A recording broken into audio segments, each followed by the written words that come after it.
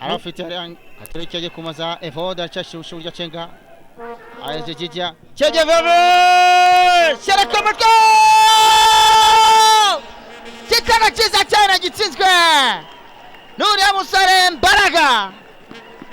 kitana cyiza cyane ibi ni ibintu twavugaga ko biza kuba biri bugende gushya kuko ekipe ya Mukura iba gukinana inyuma centre nziza cyane itewe nuriya musore Jijia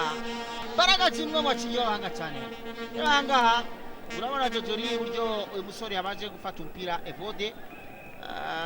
ashakisha uburyo yinjira asubiza kwa Jijia rero uburyo ateye umupira abasore nka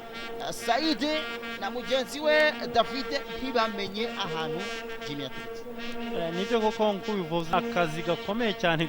gakozwe n'umukinnyi Evode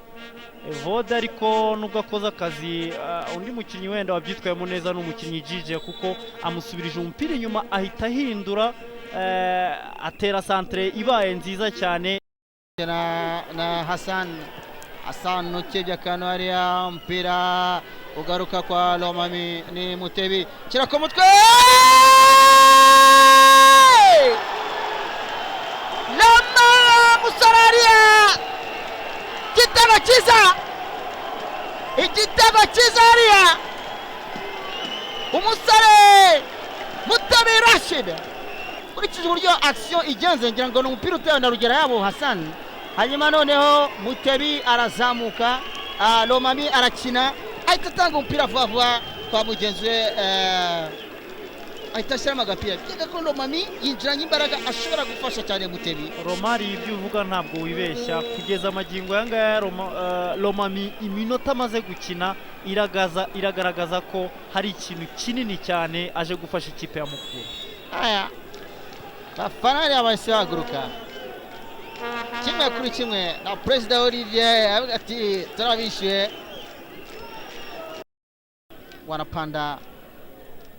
anapanda Lomami Frank anamimina vizuri goal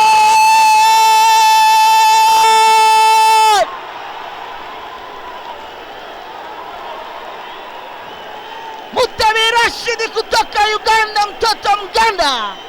anacheza na nyavu kwa mara ya pili amekunjua mguu na kuachilia mkwaju mkali mpira ukaishia kimiani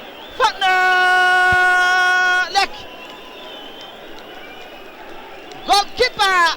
Shamiru Bate kijana mfupi sana anaambulia patupu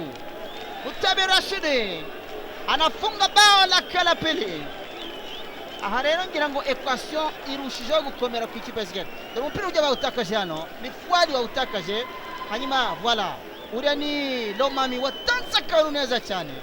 assist ebyiri za Lomami urabona ko umusore twavuga ko muravuze ngo akoza akazi gakomeye cyane kuba yazamo Lomami uhinduye byinshi cyane. Nibyo uko ubivuga nibyo koko Romario urabona wenda twigeze kubivuganaho mu minsi yashize buriya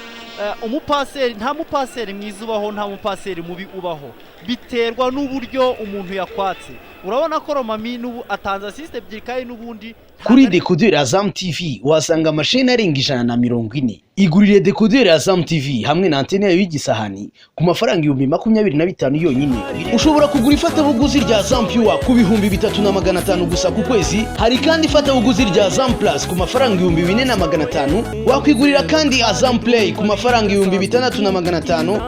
mwaduhamagara kuri 0728502002 Azam TV imyidagaduro kuri bose.